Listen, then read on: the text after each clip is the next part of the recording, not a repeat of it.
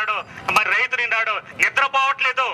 చర్చించండి అసెంబ్లీ వ్యవసాయ ఈ నష్టాన్ని మీరు మా చెప్పాలంటే ఈనాడున్నటువంటి కాంగ్రెస్ పార్టీ ప్రభుత్వం రైతాంగ సమస్యలు పట్టించుకోవడానికి సిద్ధంగా లేదు, రైతులు నష్టవారు కాబట్టి సిద్ధంగా లేదు. వాళ్ళు అవినీతి లక్షల కుంభకోణాలు ఏ విధంగా తినేయాలి వాడు తినేశాడు, నేనే తినలేదు. వాడు దాచేసుకున్నాడు, నేనేం దోచుకోలేదు. ఆ మంత్రి తినేశాడు రాష్ట్ర ప్రజా రైతాంగాన్ని. ఎటువంటి సమస్యలు పట్టి ఆదుకునేంత వరకు, రైతాంగ నష్టవారు ఇచ్చేంత వరకు, రైతులు ఉచిత విత్తనాలు ఇచ్చేంత వరకు, బ్యాంకుల్లో ఉండడం ఒక పంటకి చేసుకోవడం వల్ల నష్టం వస్తుంది. ఈనాడు ఎకరం మొత్తం పొలం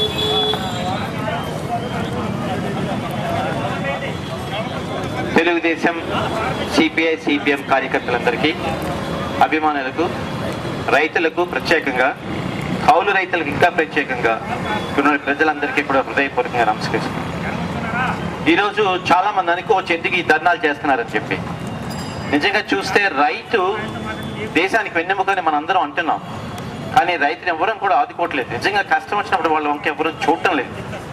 నిజంగా పనికొచ్చేటట్టు కూడా ఎవరు ఏ ప్రభుత్వం కూడా చేయడం లేదు. లాస్ట్ 6 years చూస్తే ఎప్పుడు రైతును ఆదుకోవడం లేదు.